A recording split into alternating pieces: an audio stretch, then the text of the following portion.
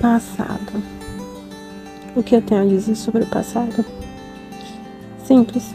Ele é o motivo pelo qual muita gente ainda deixa de viver aquilo que realmente merece, porque o passado pode nos cegar. Sabe o que o passado fez comigo? Foi me podando.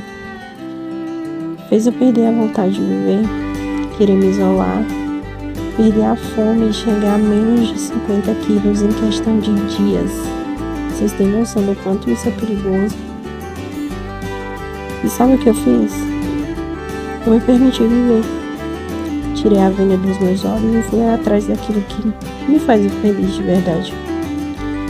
E eu não falo de alguém para me completar, muito pelo contrário. Falo de buscar a mim mesma, porque eu havia me perdido.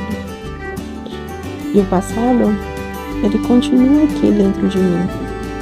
A diferença é que ele não me controla mais.